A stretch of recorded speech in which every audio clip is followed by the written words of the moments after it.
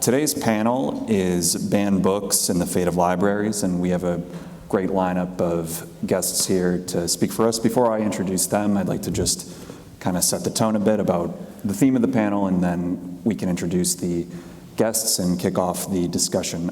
Firstly, my name is John McCabe. I'm the Associate Director and Policy Analyst of the Free Speech Project at Georgetown University, and this is a topic we've been documenting for quite a bit now. So in the name of parental rights and traditional values, public schools, school boards, and state legislatures have restricted certain books from circulation in libraries and in school libraries as well.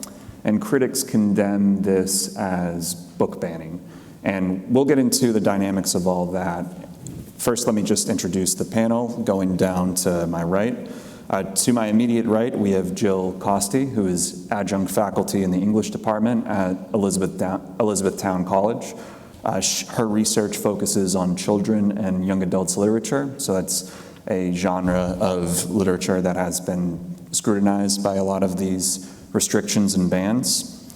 To her right is Richard E. Ashby, the president-elect of the Pennsylvania Library Association. I'm pleased to report that Richard is actually the first African-American president-elect of the association in 125 years, so we're honored to have him.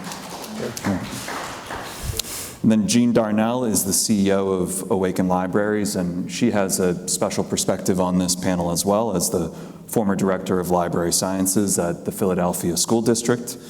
And then last but not least, we have Joe Lucia, Dean of Libraries at Temple University, who is another figure that has helped us organize this panel and this symposium at large. And his distinguished career as a librarian also extends to Lehigh University as well as Villanova University, and we're honored to have him. So just to kind of regurgitate what I had said at the start, these groups and state legislatures have restricted books.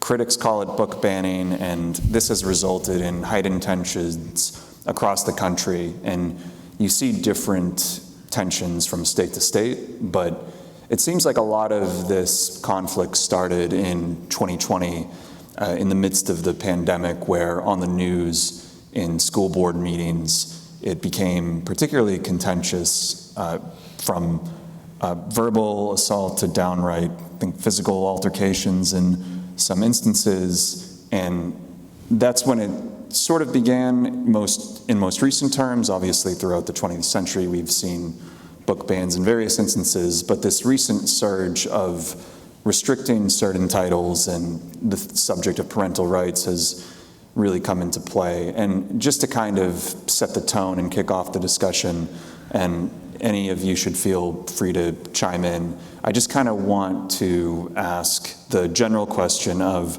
what does this phenomenon mean for the future of libraries, and also how it has possibly impacted each of you in your professions as well. So anyone can feel free to take that question, and we can kick it off from there. Well, I'm gonna jump out here first, because I moved here just last year from Texas. I was in the hot spot for the book bans, for folks showing up at school board meetings and reading prolific and excerpts from books to get media attention. And so it was counteractive for the rise that we had in the 2015 to 2020 of diverse books. We had a push for it, everyone had a platform, they were getting say-so. Then came in Texas, I can speak true to power, at 835 books they wanted off our shelves immediately. And so that was a hard issue for me, because a lot of the books that they wanted me to pull off the shelf as a middle school librarian were books that spoke to people like me, people from my background. It provided a mirror for me. And now I had to deal with the ethical issue of trying to erase myself or representation of myself within my library. And that was a big issue, because not only did I feel it as an educator, as a librarian, but I felt it as an American citizen, because it was 30 years old before I saw a person on a book cover that looked like me. Okay? And so now here I am having rode that wave, surfing the high of diversity and inclusion, and now I have to deal with the erasure. So it stuck with me, and it definitely influenced my leaving the state, because it wasn't just take the book off the shelf. They were starting to arrest librarians. And I had a big platform in the state of Texas. I was on the legislative committee for our library association. I was the leader of the intellectual freedom committee, and I felt like it was just a knock on the door before I was going to be arrested for how I felt and what I represented and who I gave voice to in my role as a library leader.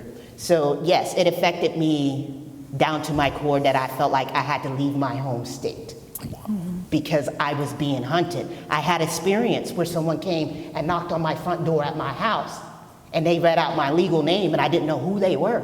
And they wanted to talk to me about some of the things I put on the internet, because I was on this hit list, this target list for people that were going to teach against DEI.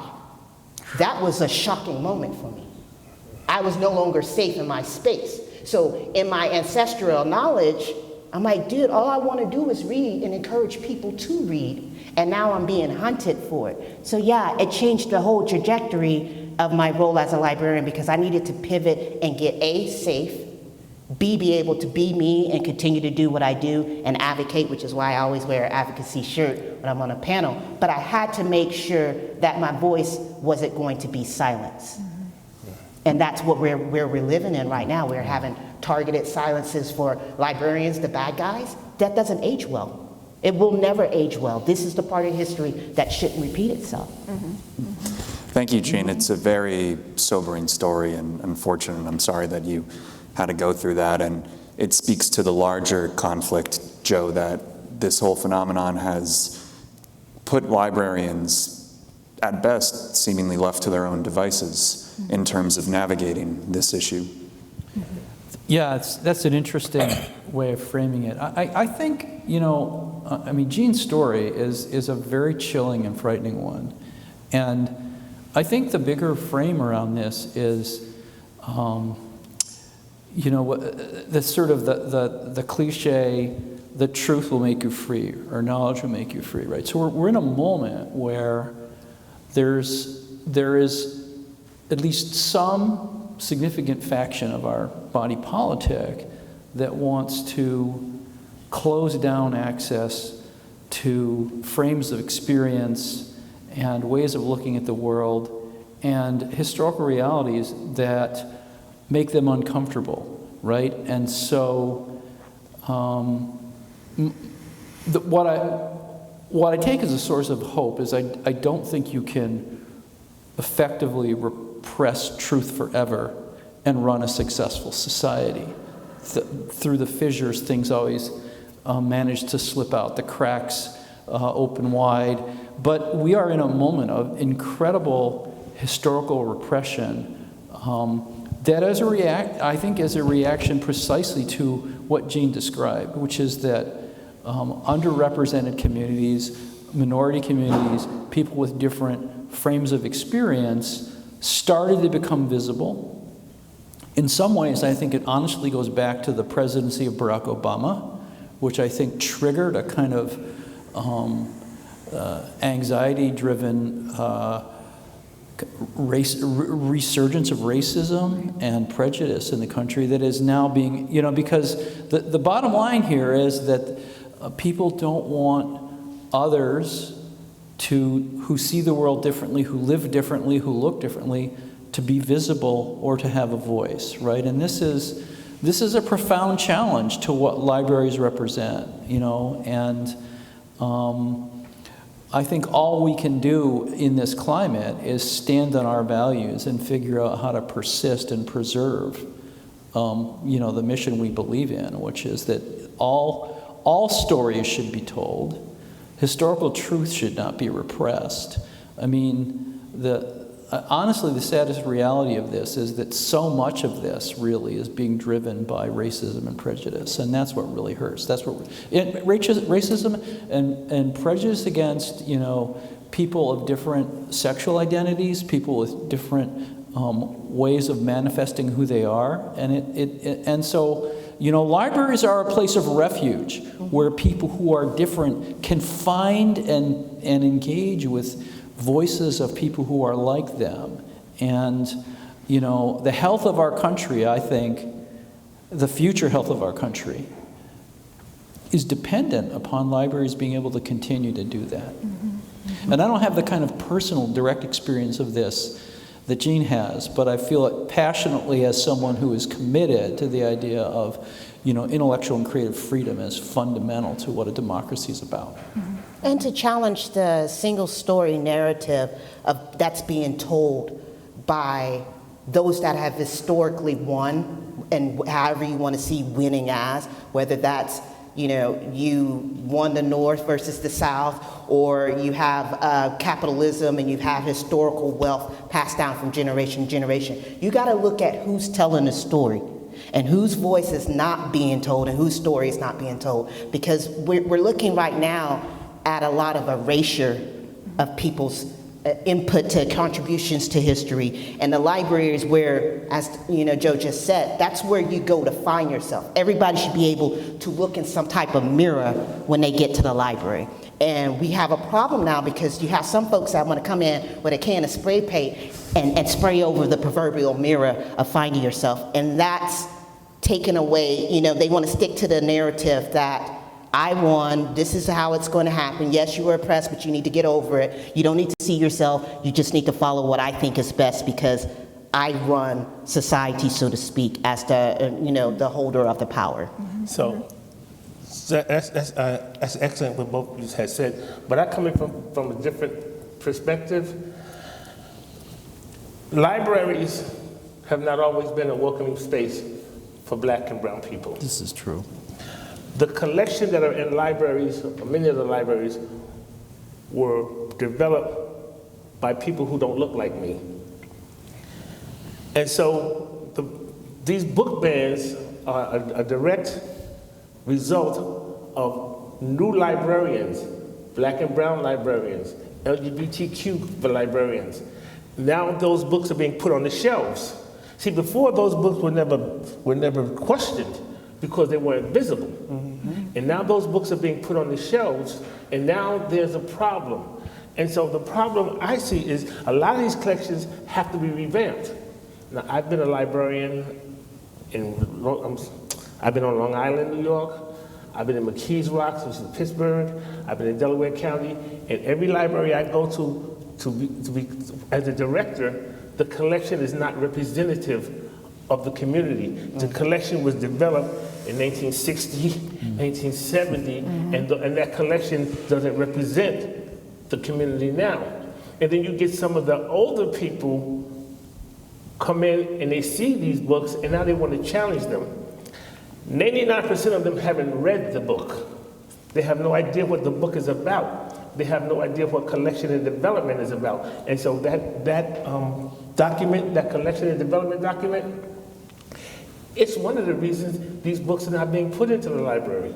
Because that collection and development policy says just what type of books are going to get in, who are the gatekeepers of that policy. And so when I go to a library to become the director, one of the things I say is, I'm in charge of collection and development policy. I'm the librarian. You're the trustee, you're the friend of the library. I went to school for this. So you're not going to take that superpower away from me. So that collection and development policy is mine. And so I review the collection and development policy. And so one of the things I put in the collection and development policy is that we accept independent author books. Because those independent authors books are genuine voices, unheard voices. And that way we can now make that collection viable to the community. One last thing, so when I was in my present library, a young man came in and he was just off the chains. I called him into my office. I said, what's the problem? He said, I don't see myself in your collection. I don't see myself in the library. And you're talking about it's welcoming. And I said, well, what's the problem? He said, first of all, I'm not a he, I'm a she. Second of all, I don't see myself in the collection. And I had to take a step back. Because we all have prejudices and preconceived notions. So what I saw was a boy, but what he was he had a different point of view and identity for himself. And so what I did was I said, you know what, come sit down at my computer. And I pulled up Amazon. And I said, pick out the books you want, and they'll be here tomorrow. Nice. And then that made him, her, feel accepted and voices heard. And then I started getting different children coming to the library, coming to see what's going on in the library because they knew it was a safe space for them. Yeah. So when you ban a book, you not only ban that physical book, you're banning culture, you're banning ideas, and you're banning identities. It's a great way to put it.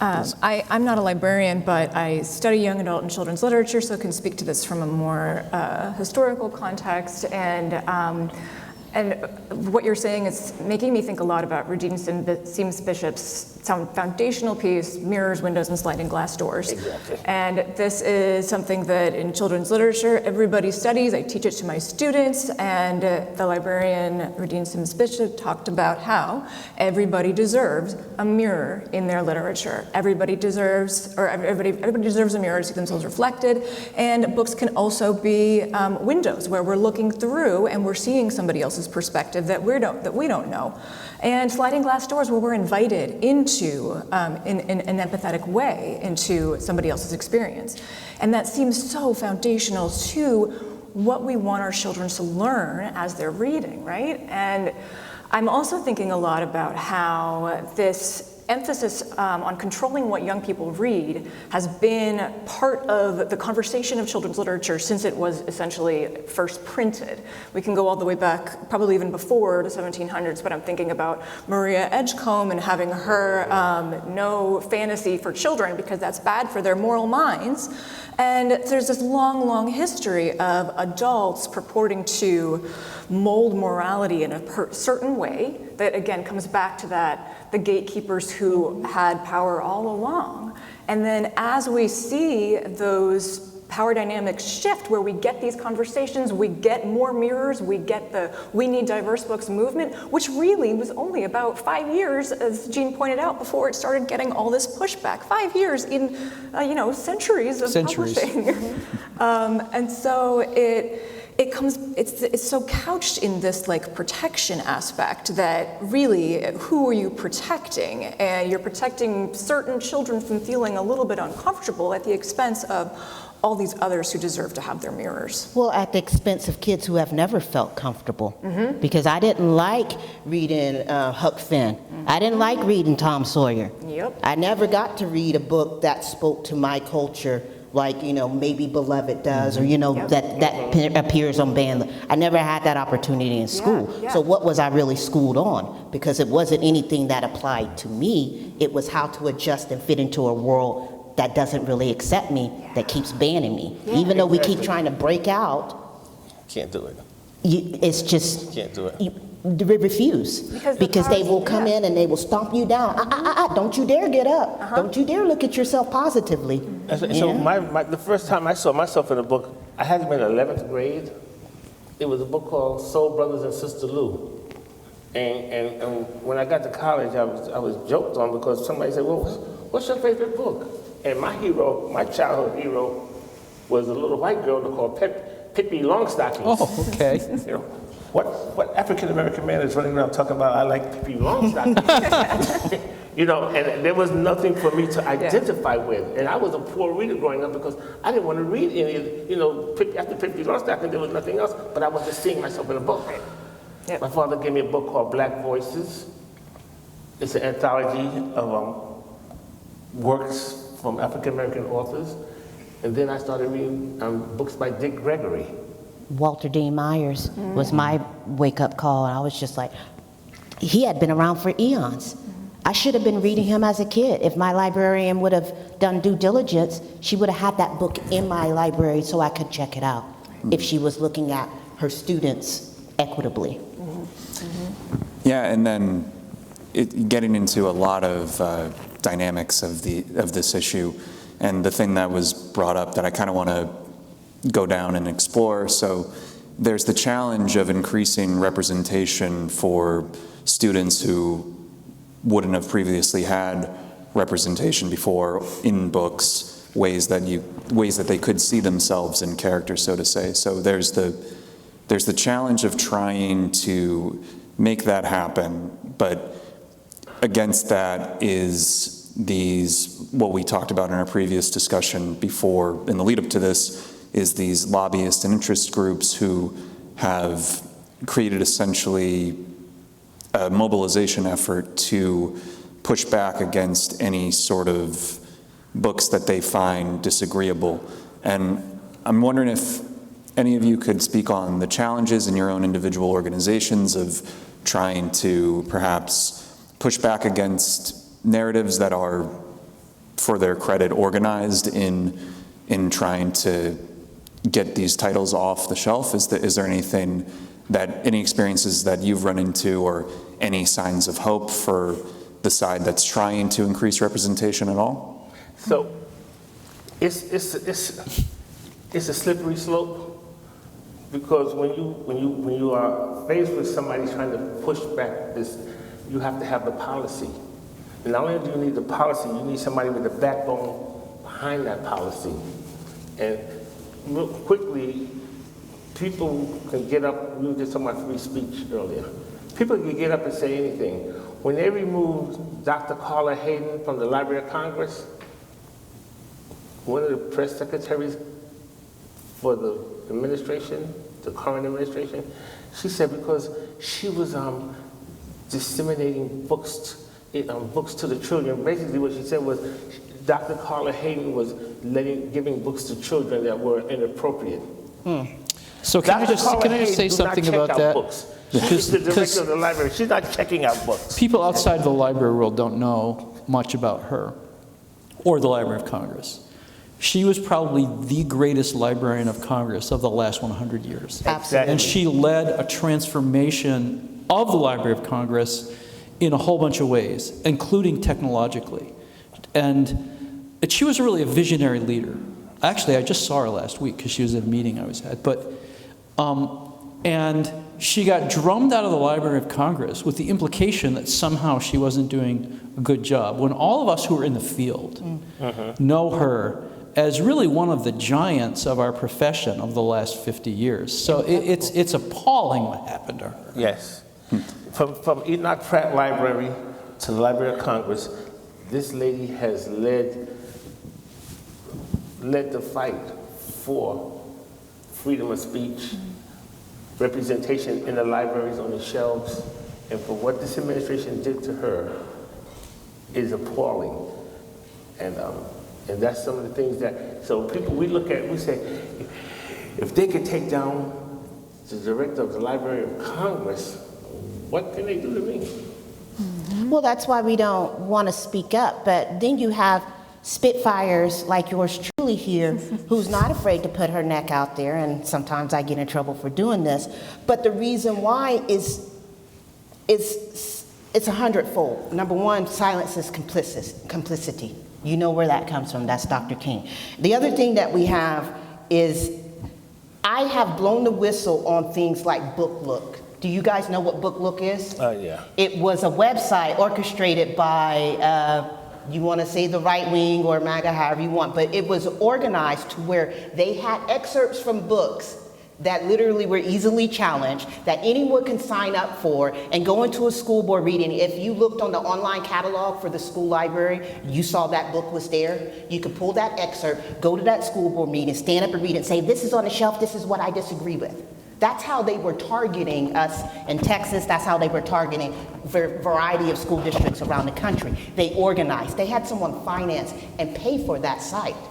That's what we were up against. And so now librarians, we're trying to fight back. We're trying to get off of the defense and on the offensive side with our new book, our new movie, The Librarian. The Librarian, yeah. Yes, we're trying to come back out, and we're trying to stand up for, Dr. Hayden and how she was treated, but we are behind the 8 ball, if I can say it like that, because we're coming in a little bit late and we don't have as deep pockets as the other side. So how do we fight it?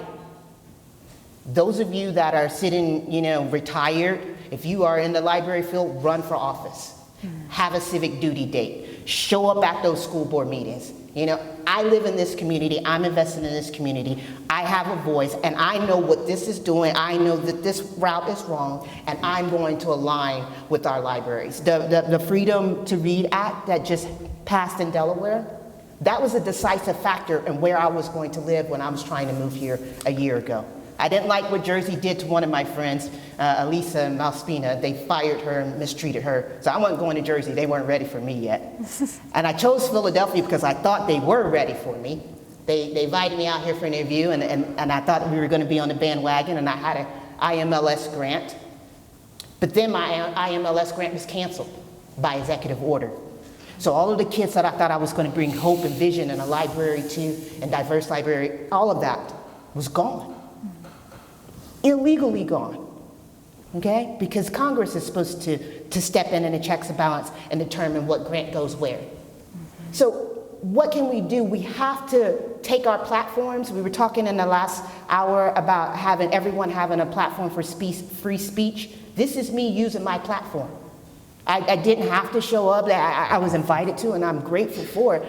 But I'm not going to be silent. I'm going to speak truth to power, because you guys, we need to do something, or we're going to be run over. Right now, the wolf is running the farm, and we're sitting here like sheep, like we don't have numbers, like we can't turn it around as citizens. And so we have to speak up, we have to show up, we have to open our mouths.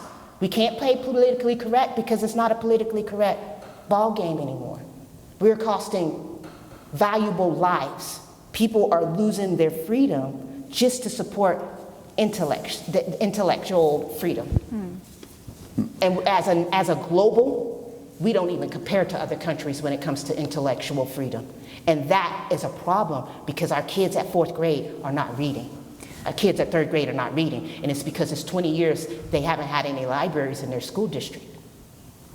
Y'all should be upset about it. It shouldn't just be this panel. It should be every citizen. Because what are we doing here if our kids are not coming out being able to read the books that we're trying to protect from being banned? And that's an interesting element, too, to think about who is reading these books and where is this fuss coming from when we don't have a society of children who are constantly all as literate as we would like them to be. So again, it comes back to this is it's not a little fight, but it is a fight that is about that power and who gets to control what kind of representation exists, as opposed to actually, I want my child to be reading more enriching things. And that, to speak also to your point about like taking things out of context, where but people often are not reading the full text, and they're not actually seeing the richness of a young adult text and what kind of adolescent journey we're seeing and the complexity of adolescence that exists in these texts. And that seems to also then reject the complexity of the actual adolescents who are reading these things. And I was thinking something else that I think I've lost my train of thought on it, but I will also add that, coming back to that chilling effect that you were talking about in the last panel, that as an academic, I can teach banned books in my classroom. I can teach young adult literature and give the history, talk about the complexity of adolescence, look at all those power structures that this particular genre of literature tends to address, and hopefully open some eyes and get them thinking about these kinds of bans that exist and why those exist and what happens when someone's uncomfortable. But there is that chilling effect when universities have much of their livelihood tied to federal funding, and there's maybe some implicit, maybe don't teach the most controversial thing because you never know. So there's that chilling effect that comes in again. I'll stop there. And it's a censorship. When your leader of your free country is saying anything with DEI is not getting money, do you know what that does to a community? Do you know what that does to a school district? They're going to operate in fear, because nobody wants to upset the powers that be, but that power that be is targeting me. And who's going to stand up for those kids that don't have the representation or the clout or the finances or whatever it is, and they are dependent on that just because school libraries sometimes are the only libraries that kids have access to because their parent works 2 jobs and they can't get them to the public library or whatever the reason is. That's the only place that they can go to get some type of brain food or nourishment for their mind. And now, because they are brown, and the president has put his personal beliefs or party beliefs above educating and giving that kid an opportunity at literacy, you are speaking volumes across the nation that that kid is not worth it. That's the message that's going home, and I cannot abide by it, so I have to use my voice. And that I have to partner with public library or academic libraries. Can I want to add a thought here about what drives some of these people who are interested in pulling books off shelves. And I'm thinking a lot about actually something that Carla Hayden said last week when she was at the Association of Research Libraries meeting, talking about civic engagement and the academy and the place of libraries and civic engagement. And in spite of what she's personally been through, she talked about the fact that in order for us to start solving this problem, we have to figure out how to engage in conversations with people who are doing the things that we find troubling. And one of the things we need to be asking them is, what do you want? What are you afraid of? What is this motive to shut down access to certain things about? And in some cases, some people who've gotten on this bandwagon are, I would say in a wrong-headed way, but they believe they're motivated by concern for the well-being of their own kids. They're not looking at kind of a global sense of well-being, and they're also trying to protect their children sometimes from realities that they themselves find really uncomfortable or troubling.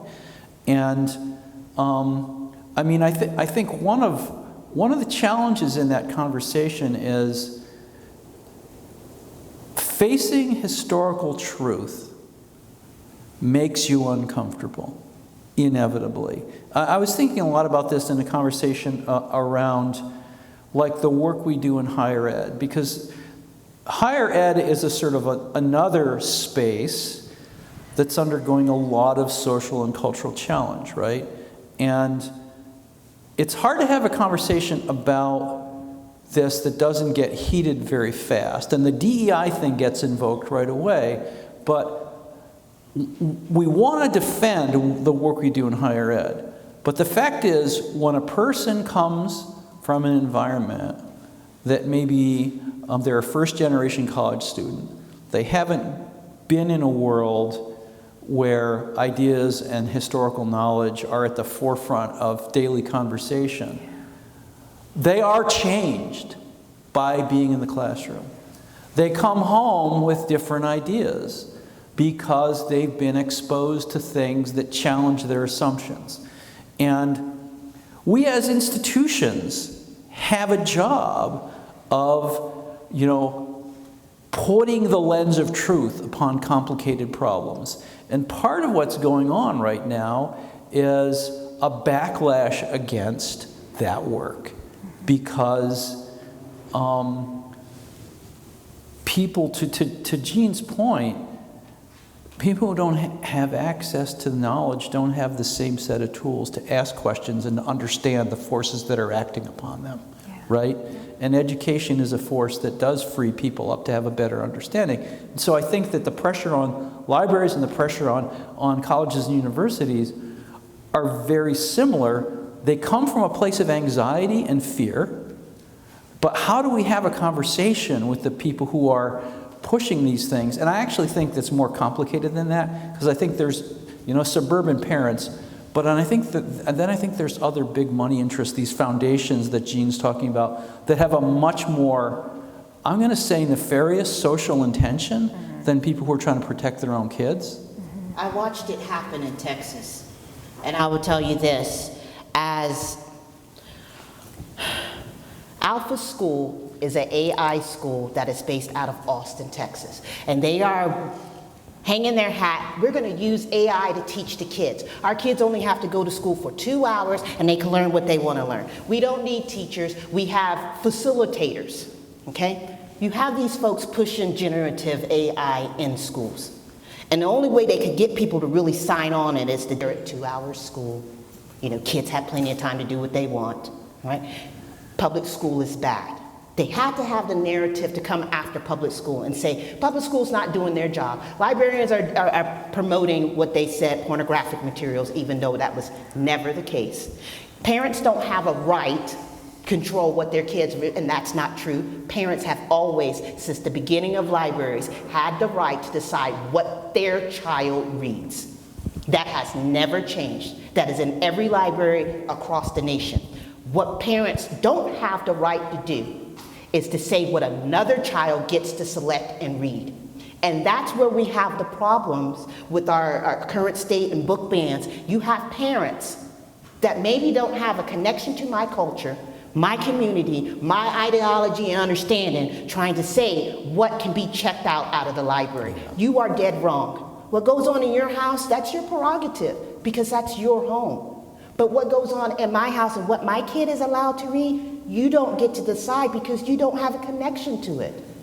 You understand what I'm saying? It's out of place. And so you have all of that narrative going around, and that's funded by a lot of dark money. And I saw it happen literally in our state. They are demonizing our public schools, amping up generative AI schools, taking the funding for our public schools, sending it to these generative AI schools, and then creating a narrative that we're going to say and do and put Bibles in school and do all of the things that we want to do because public education is bad.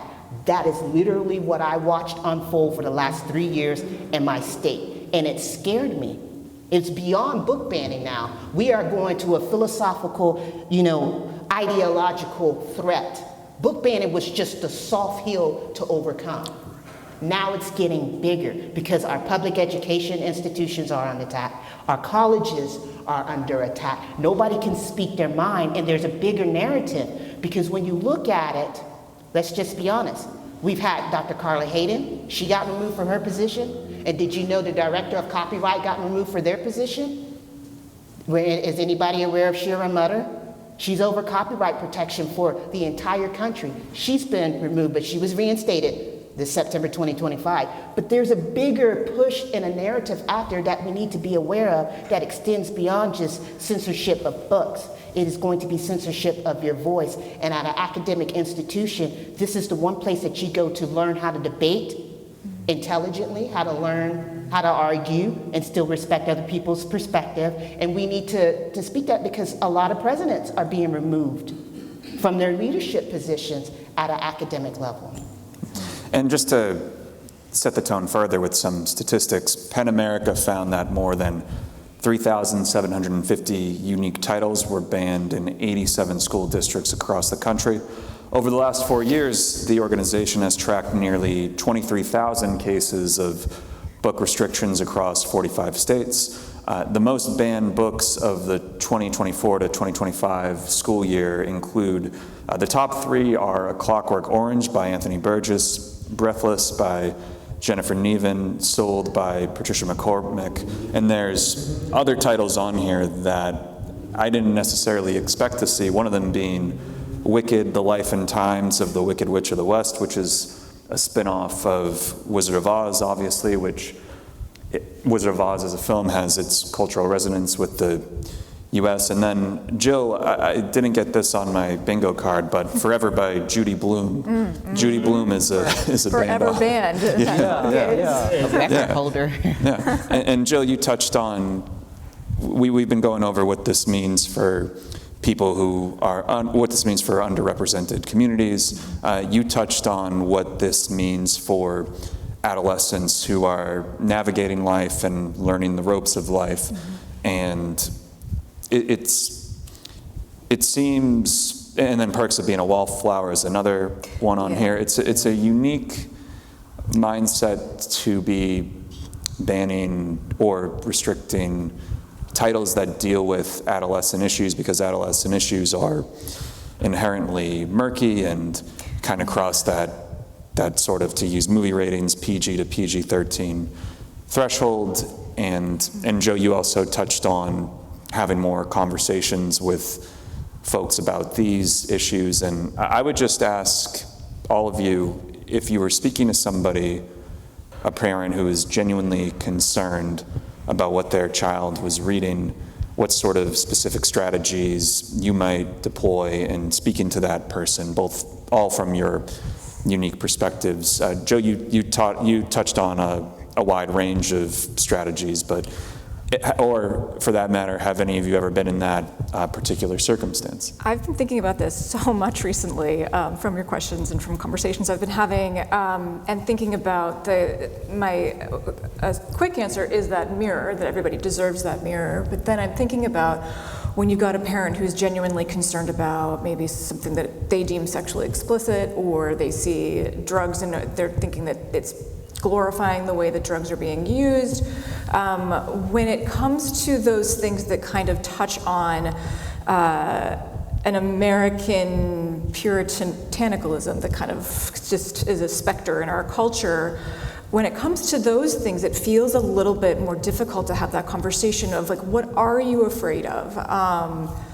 Are you afraid of your child's burgeoning sexuality as an adolescent? They're going to be thinking about this whether they read it or not. These aren't how-to guides. These are books that give us, again, complex characters whose sexuality is a part of their larger journey. It's not solely focused on that. These are not like prurient texts that are, sometimes you'll see them called pornographic, and they're not. It's more that matter of putting on the page things that teenagers are dealing with or experiencing. And if I were to talk to a parent, I'm not the parent of a teenager, I will be in 10 years, but not right now.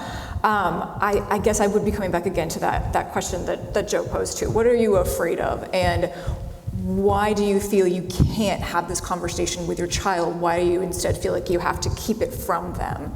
So I would be thinking about, where do we have conversations? And where in your parenting can you make space for that? I just want to say there's this fundamental challenge, which is that there are incommensurable worldviews in our democracy. If I'm an early earth creationist, and I believe the universe is 6,000 years old, and that the Bible literally describes how the world is created.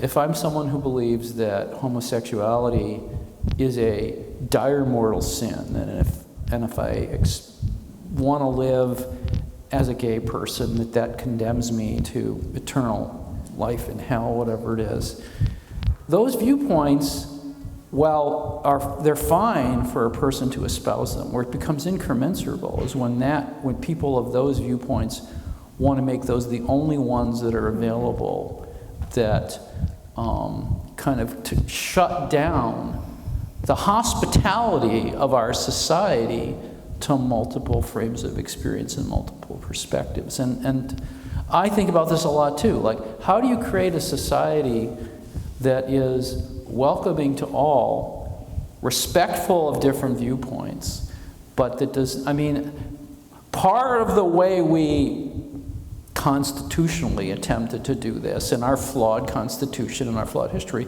was the idea that we would have a secular government where singular viewpoints would not take total control of the body politic, right?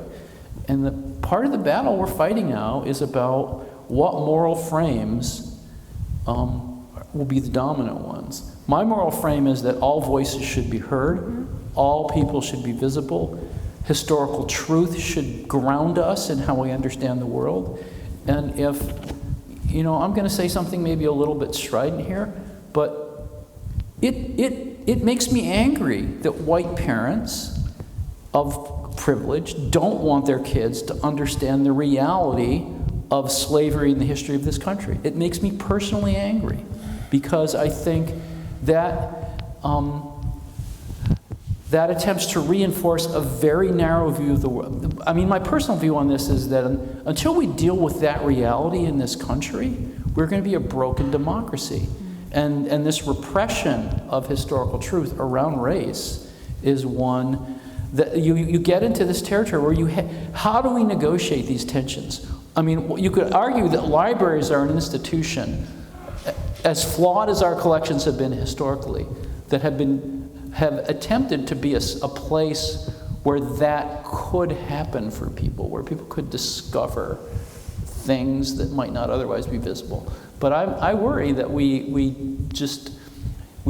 are in this polarized world unable to have those conversations. And I keep thinking about Carla saying, have the conversation about what do you want, what do you need, and can we have those conversations in ways that don't get into us shouting at each other and getting angry? And I don't know if we can. So I'd like to chime in on that.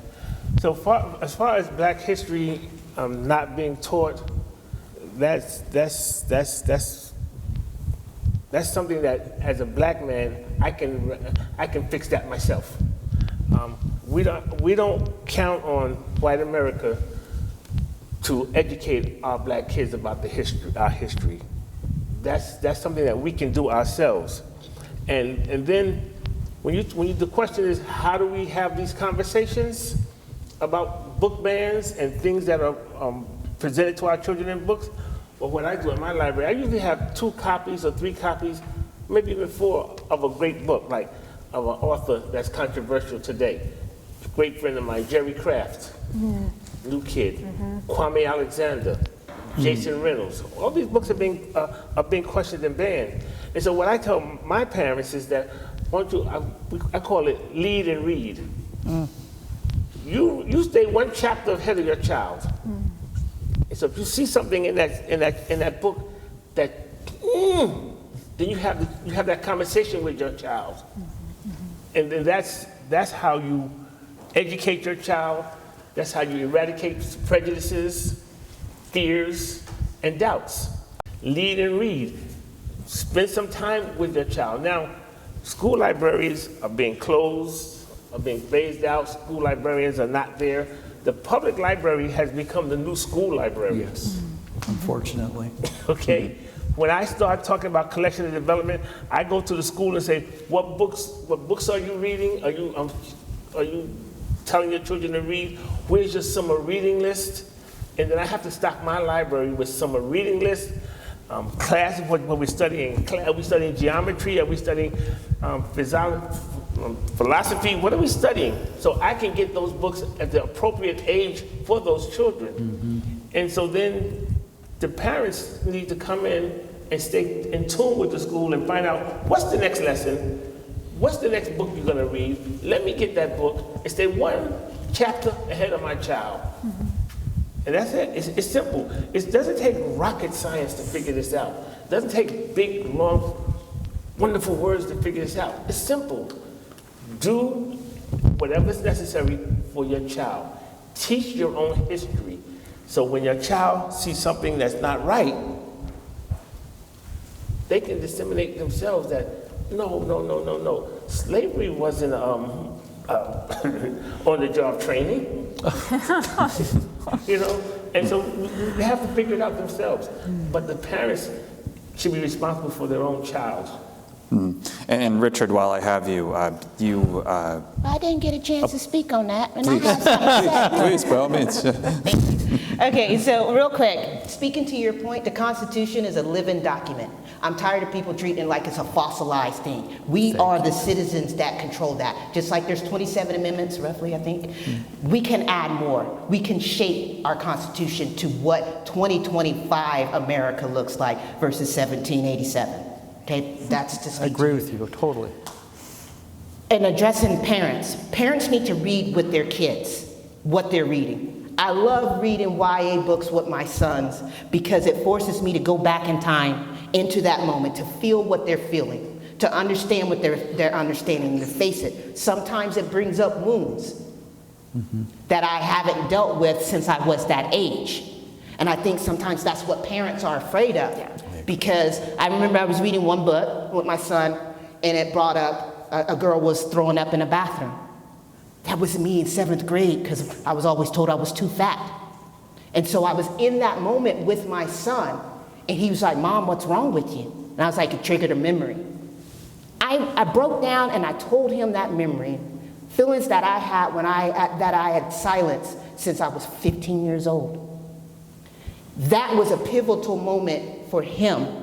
He was able to see me as not just mama, but as 15-year-old Jean, who was struggling like he's struggling at 16 and 17. So maybe some of the fear that parents don't want to read with their kids or want to shelter whatever is because they haven't faced their own demons and gotten to a state of healing.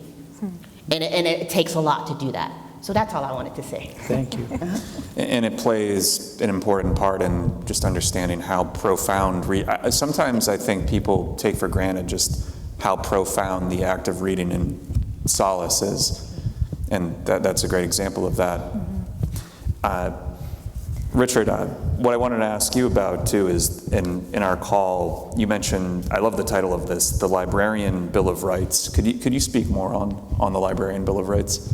I came up with the Librarian Bill of Rights watching Dr. Hayden, watching some of my colleagues from around the country, Cindy Sturgis.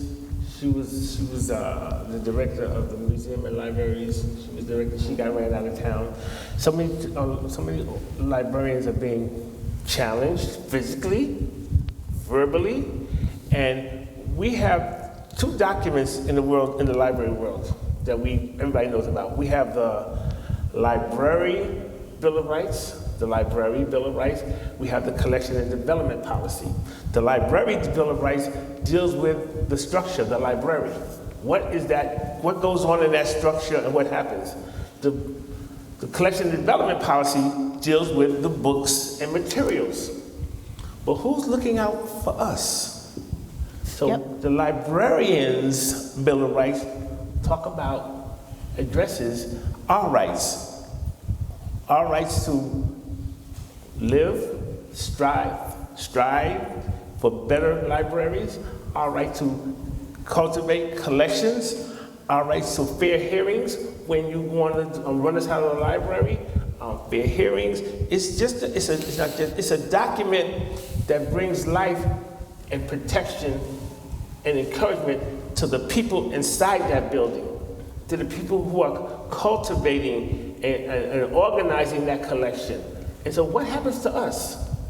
We're the people who you tell us that we have to implement EDI throughout the library.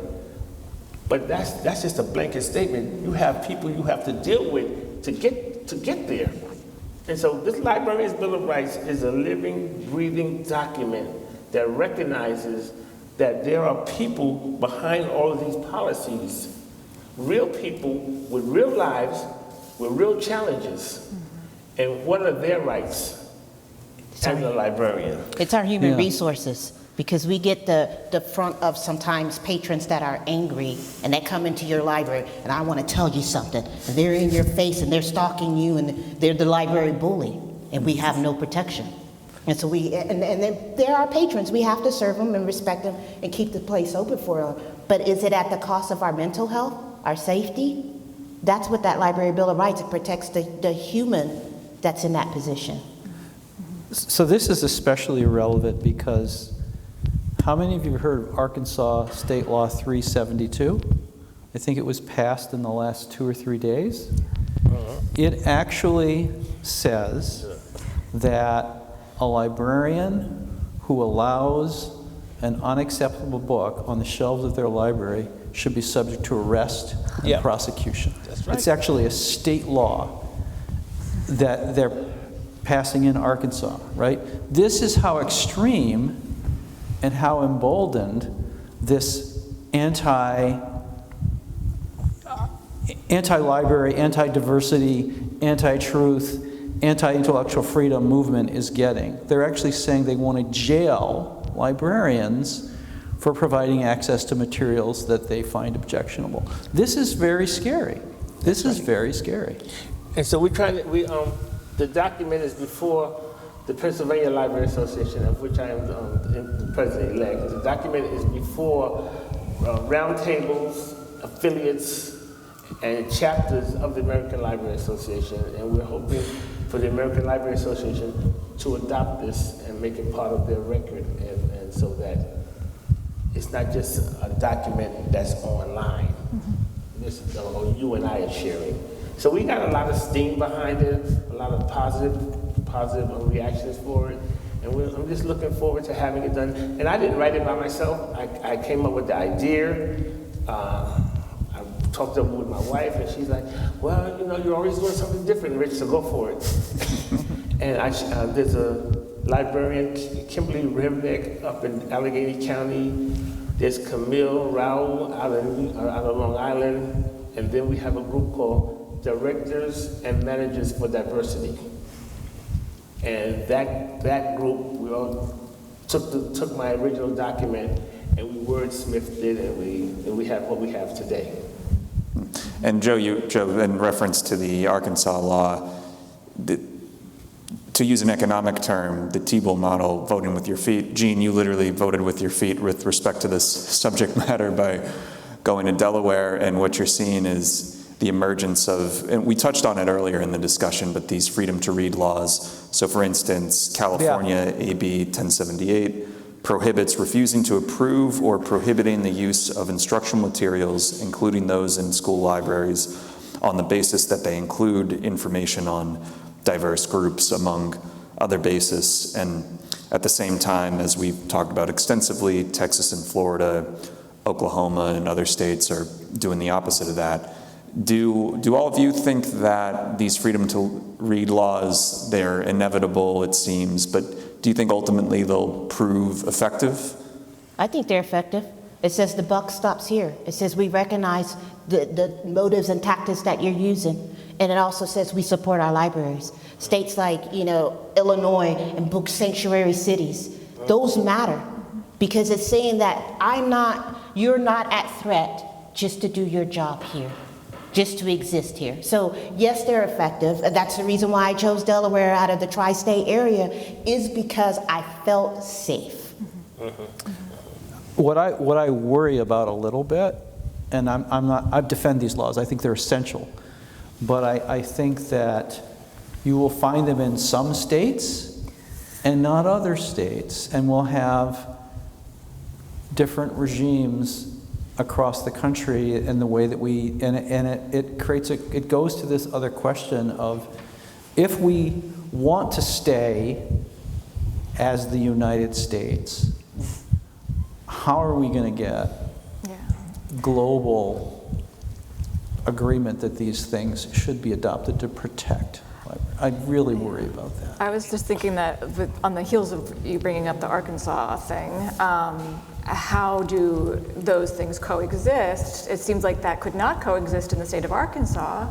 And it's also making me think about like anti-abortion laws and now legal action against doctors who provide them in certain states. And it feels like a very similar kind of ideological battle and attempt, again, to control based on ideology as opposed to actual rights as humans. And so you have some states that have it, you have some states that don't, right?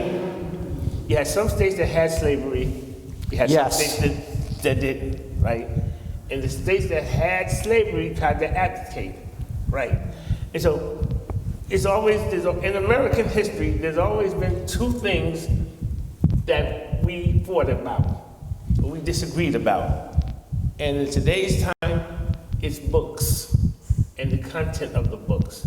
And so some states are passing laws that say, yes, we want these books. And some states are passing laws that, no, we don't want these books. What, is Abraham Lincoln gonna come back and say, you know what?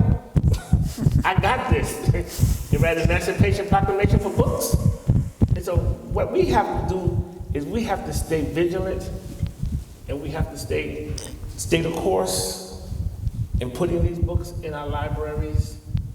And when people ask what book to read, offer them the books that most people say don't read.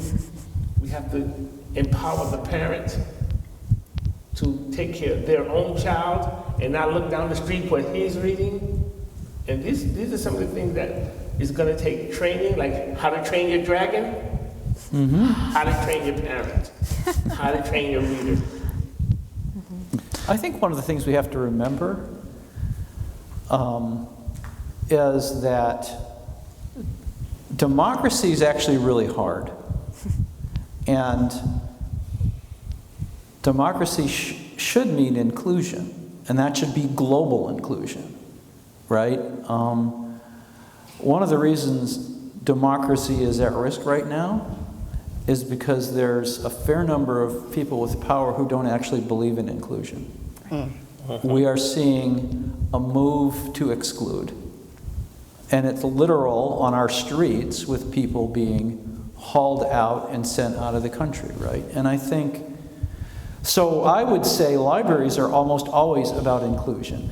All their historical flaws in terms of their collecting recognized, right? I'm not trying to erase the reality that they've not always been inclusive, but we certainly have an ideal now, I think, of inclusion that is more informed and more enlightened.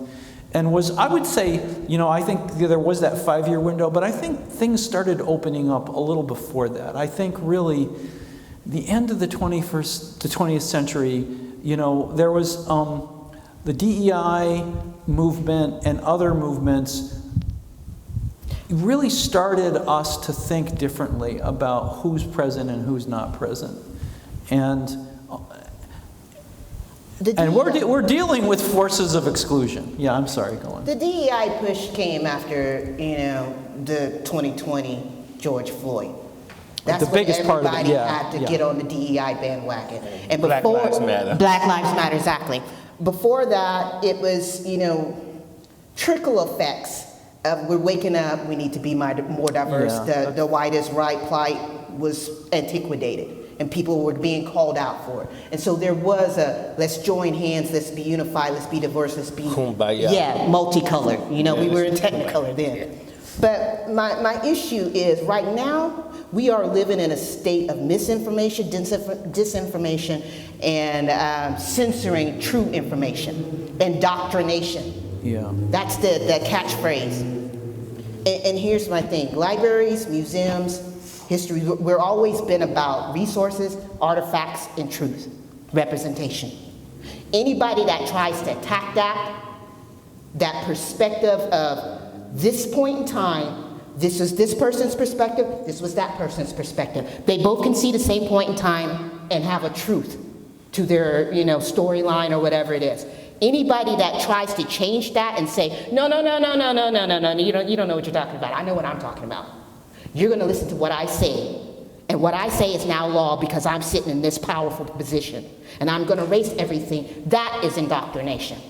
That is censorship. And that's what we got to fight against, because there's more than one way to get to the same point.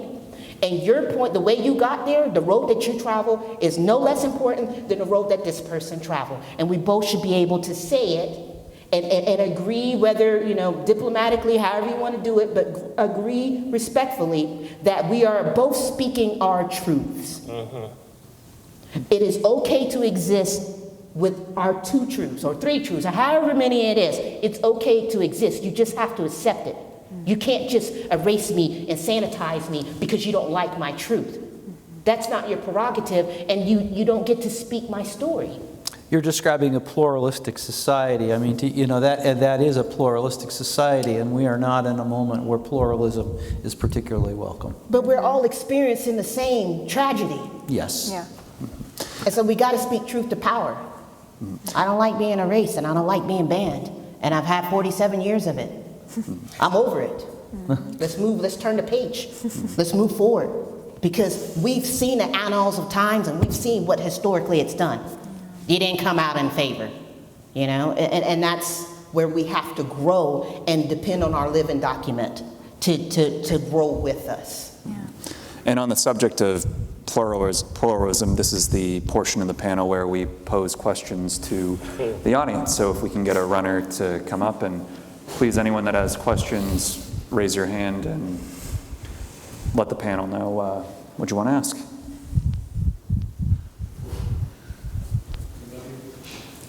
You have a question? Yeah. First of all, thank you very much. Thank you very much for this wonderful conversation. I mean, you touched so many bases and so many points that are in the public every day. We deal with them. My name is Prince. I represent Holy Family University and the Royal Academy of Science. I'm also the United Nations person and global affairs.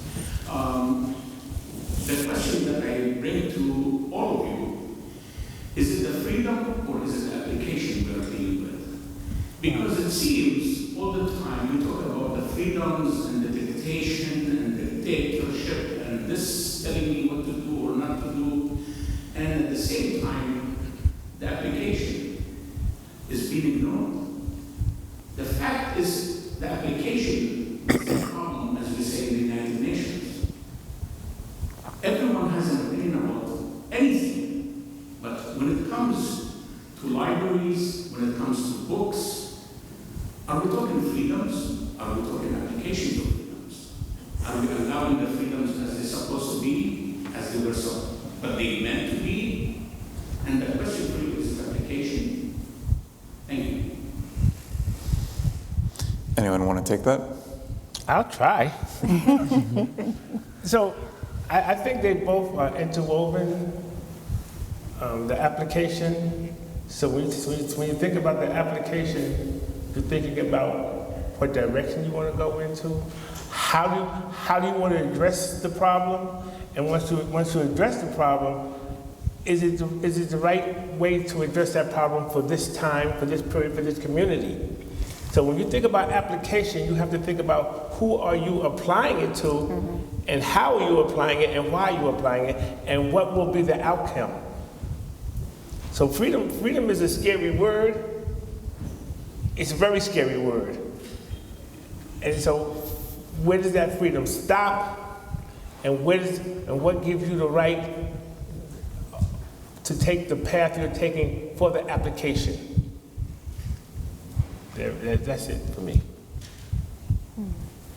Thank you. It's imperative that we look into the application in general, because when it comes to applying, certain people are allowed and certain people are not allowed. That's what I was going to it's say. whose that- freedom, you're right. Exactly. Who wrote the application? Who wrote the rules? Because did everybody have a seat at the table to input into how it's going to be applied? I think that's where we have a problem right now That's with right. our democracy. Absolutely. I did not have a seat at the table. That's why Somebody it's else scary. wrote the rules to apply to me. And I'm like, well, hold up. Don't I get any input? That's like administering a punishment to your kid as a parent. Yes, you are allowed to do that, but you don't want it to be so oppressive that the kid turns right back around and breaks the rule, because then your application process is invalid.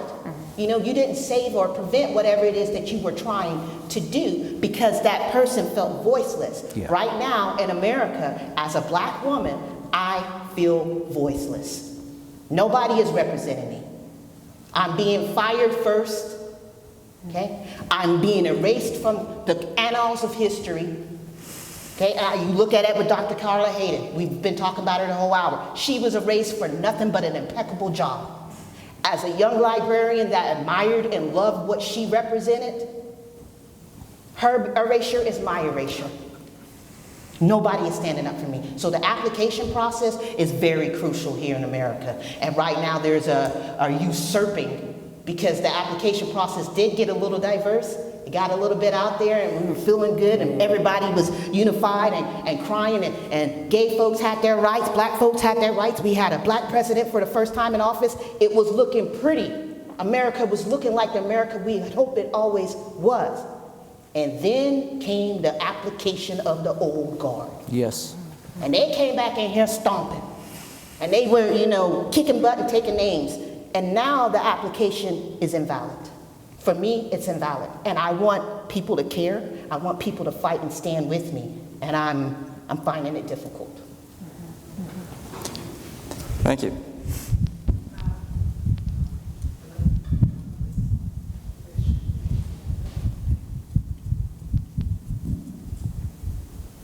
Hello. So last week, we had a really interesting event where we showed a documentary about Thurgood Marshall. And Thurgood Marshall was one of the social architects of the 20th century. He and his team of lawyers helped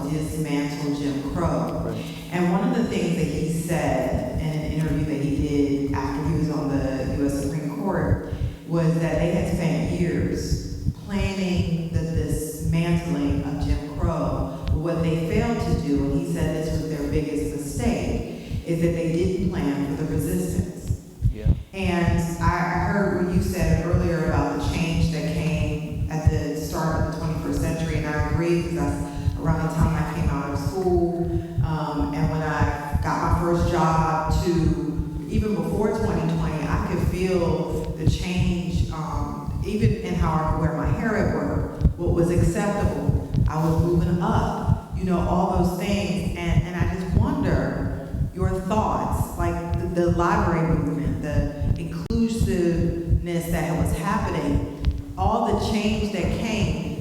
What Thurgood Marshall said seems to me sort of rings true. Did people fail to plan for the resistance? And I would love to get your comment on that, because people plan to win, to get Obama elected. They plan to try to put a woman in office. They plan to, open the doors and make sure that workplaces were inclusive and more books. But did anybody plan for the resistance? And I just want your thoughts on that. I'll just say a couple words about that I think are relevant. I don't think we ever fully envision how strong and how creative and devious the resistance can be. But I will say this about the current moment.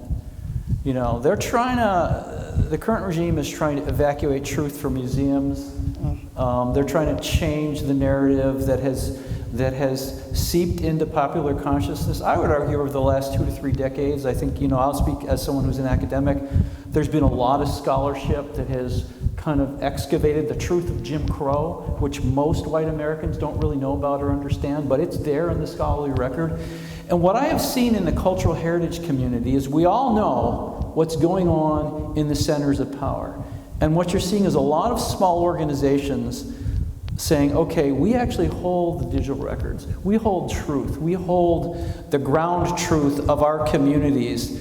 And if the federal government is going to abandon this mission, we're going to find a way to aggregate our knowledge and our collective resources to make sure that they don't erase this completely so it can come back. So I think we envision, so the resistance always thinks that the top levers of power at the federal level, at the state level, will be enough to repress the body politic completely.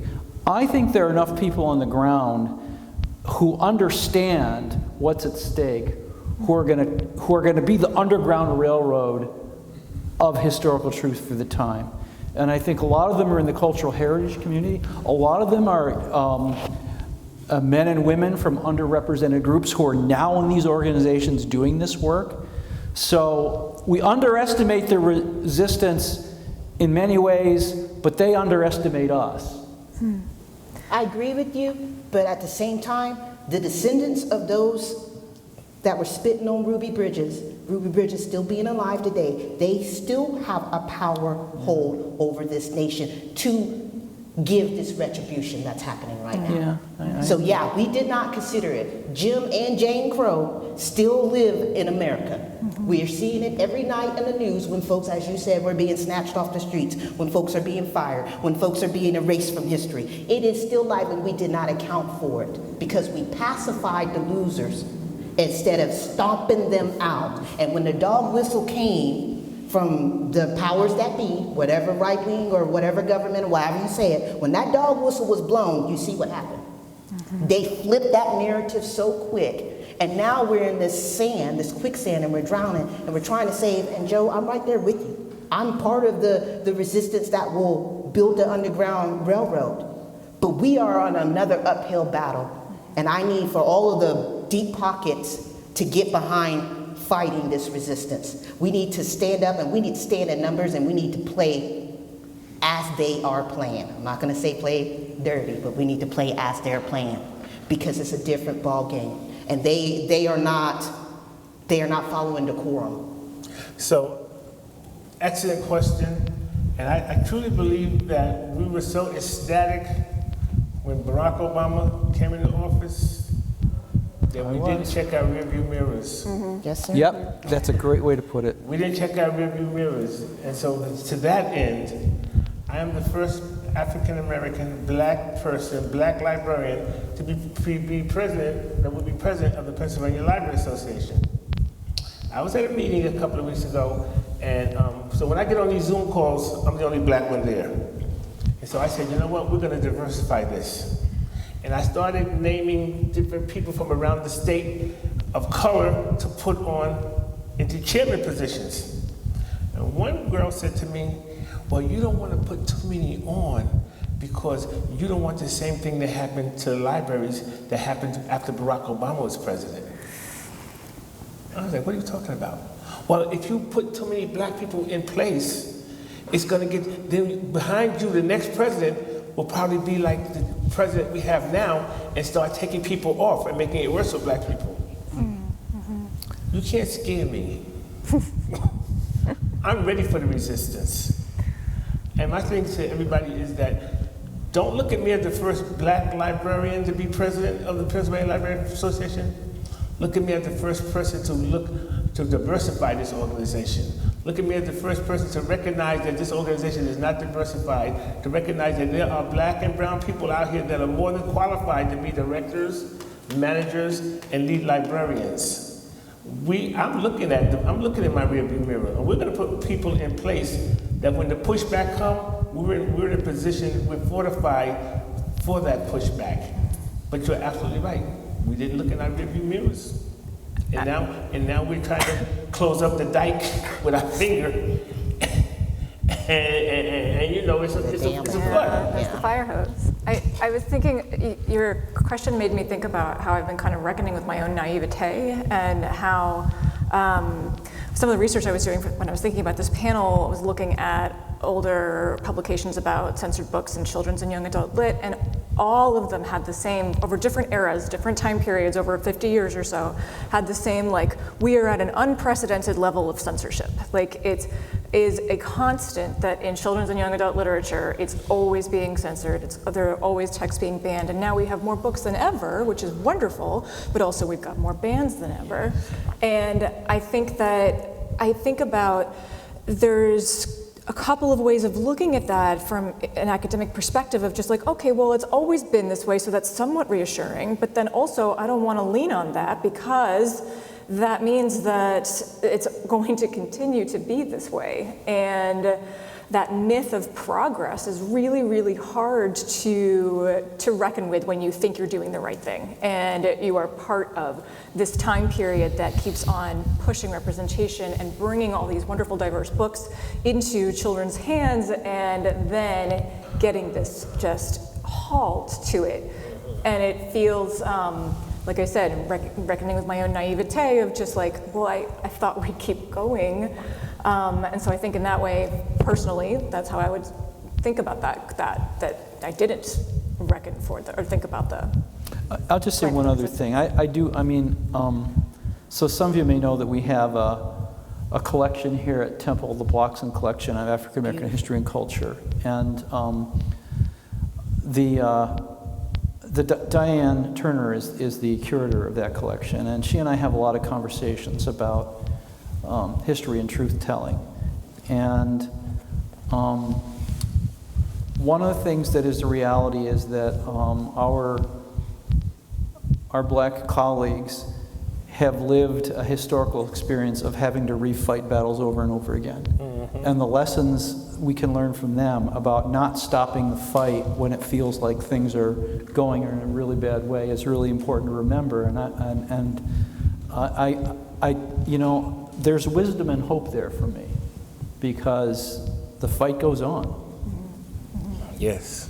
Visit the Bloxham Library. It is gorgeous. If you have not been, please go. I lost a whole day there just in fascination and wonder, seeing parts of historical Philadelphia just in black culture that I had never seen before. Beautiful pictures in color, black and white, of just elegance, success, happiness, and joy. Please go visit that library. It is absolutely stunning. He didn't ask me to say this, it's just my personal It really is. Hello. All right. Yeah. Earlier finished Walter D. Meyer's The Legend of Tariq. It was the book that did it for me, so I just wanted to call that out. A couple of seconds ago, you evoked the Underground Railroad, which is, very much connected to abolition movement and radical thought. Do either, I guess the question is for the full panel. Do you have any reflective thoughts about the safety of learning and any kind of radical ideas around, preserving safety of information and sharing knowledge? I like what I just said about the Bloxham Library. That's a preservation of knowledge.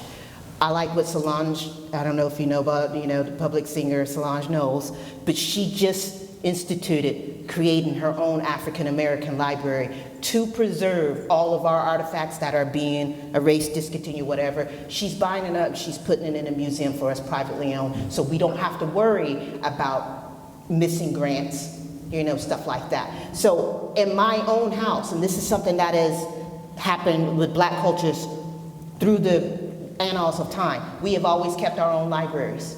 We've had our own books, because we cannot trust sometimes the system that is supposed to serve all. We can't trust what they're putting in there. I would love to, but sometimes we have to protect and preserve our own history, and that's what we're facing right now. That's the new Underground Railroad. And just to shout out to my home state, I know I'm mad at Texas, and I am, but we had a Southern Underground Railroad that went to Mexico.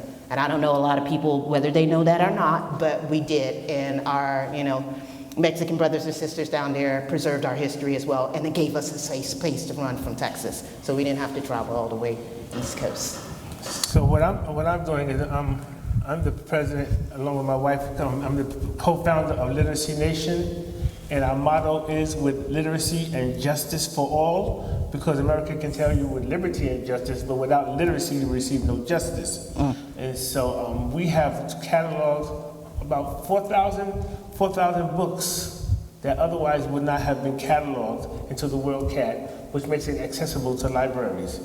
Right now, my wife and I, we're actively searching for a building to build a special library with independent authors that represent different viewpoints, original points of view that you're not going to find in a library. And so that's what we're doing to preserve our history. We have a lot of wonderful authors that don't want to give their works to traditional publishers because it's going to be watered down, edited, and so they're doing self-publishing and some great works, some academic works. So that's what we're doing. I also think there are cultural actors out there in the creative world. I mean, I think the hip hop community has been really interesting in the way that they've engaged history, and I think so. The Underground Railroad will not be what it was, but I think there are many roads to getting us to the future that are already in place that can be built on, and I hope that as a white man in this world that I can work with in alliance with a lot of these projects to make sure that the historical truth and inclusion. I mean, it's not just about historical truth. It's about a society that genuinely includes and wants difference and wants, to be a different kind of society than it feels like we're becoming. Any additional questions? Hi, thank you all for your passion and for your work around this issue. My name is Delano. I'm Dean of Students at Eastern University. I owe a tremendous debt to the Free Library in West Philadelphia when I was a child, growing up there, spending a lot of time, being encouraged to read, just as you said, and not lose sight of my own history, and just information to fall in love with reading. So thank you so much. I'm wondering, as you touched on earlier, about the entry point for eliminating what the library means to this country in terms of pulling books off the shelves. It seems to me that we're not just, that's an inkling of what we may be seeing with the proposal for the defunding of the Institute for Museum and Library Services, and the 2026 budget, as the president has proposed, $5 million. Congress came back and said, no, we're going to proposed in committee for $300 million to be funding that organization to support our libraries. With 65% of the libraries in this country being in poor Black and brown neighborhoods, to what extent are you concerned about the very future of the library, kind of to some of your last points? It seems to be that it's not just pulling up certain books and removing information and access to it, but it's the elimination of the possibility for people who live in poor communities to get access to places where they can go. That's what it seems like the end game is to me. I'm just wondering what your thoughts It's oppression. It is the bottom line, it's oppression. They are trying to, how can I say this and not get myself in a Stay calm. my back is getting riled up. No, but it's oppression and it's silence and it's censorship and it's putting us behind. Libraries are more than just books. We are technology. We are digital equity. We are, common social work. We have so many branches in our ecosystem that are not being recognized for what they are. You just want to society wants to pigeonhole us into books. No. We are abounding beyond that. There's not one person in here that has made it to where they are and they haven't crossed a library. That's right. So that is how instrumental we are. It is our skeleton of our country. So to deny any community, especially Black and brown communities, you are doubling down on systemic oppression by keeping us illiterate. This is something that has happened for centuries and is circling right back around again. And I don't want to be on this wheel anymore. Mm-hmm. And none of us, as a nation, should want to be on this wheel anymore. I would rather my neighbor be as smart as the Dickens than to be clueless about how they can orchestrate and build their way out of poverty.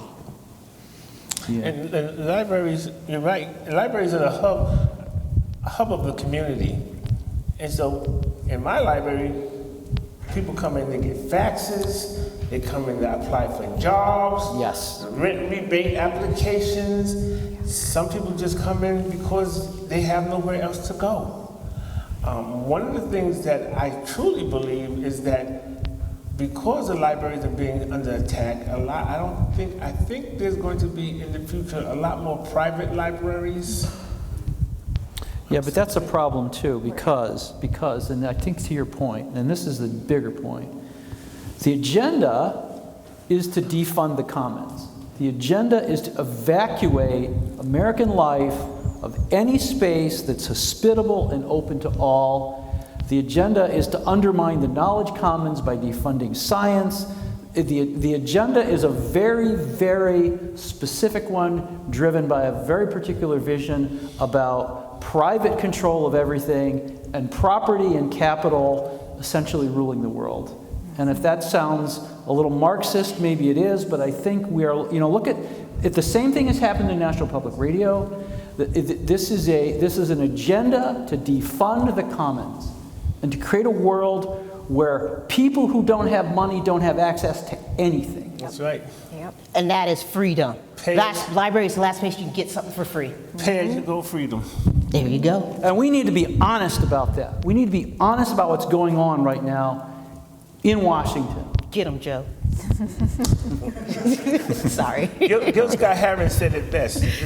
Gil Scott-Heron said, "Just how blind can America be? The world is sitting on the edge of its seat, defeat on the horizon, very surprising. We all could see the plot, but claim we could not." And Tupac said Lady Liberty needs glasses. I think on that note, Tupac is the perfect place to conclude. Now, we have Tupac artifacts in the Bloxon collection. Amazing. Well, thank you all for being here. We're going to reconvene in about an hour, so please come around for the next set of four. I'd like to say something before. Oh, please. I would like to share. Thank you very much for bringing that point, extremely important point, the future of library. In 1923, Baghdad, Iraq, has instituted the public library system in 1923 before many countries around the world. And the way that have sustained itself, that the library is a school, is not a dispensary for books. Because the methodology in the United States, what we use here, it's just basically labeled as dispensary. I had to use the word dispenser because I know it could be associated with something else. But it's not. The point, everybody think of the library, or they seek the library when they are seeking limited information. However, if the librarians were certified as teachers and classes were held inside the library, part of the normal public school system, then the libraries will live forever. Thank you. I'm a certified educator, librarian, and they erased us. And we all librarians in this, I know for the state of Texas and in the state of Pennsylvania, are certified educators. Okay? And they're trying, I understand your point, and I agree ideologically to a certain extent, but it didn't protect us. They cut us out. We were the sacrificial lamb. When they had to choose between a PE coach, a nurse, and a librarian, the librarian was cut first. And the library was used for storage rooms. Exactly. And that should be in every school district's policies and procedures, the protection of literacy, but it is not. Thank you. Thank you. Well, on that note, honestly, it's been a privilege. Thank you all, and thank you all for being here today. We'll see you in about an hour. Thank you. Thanks a lot.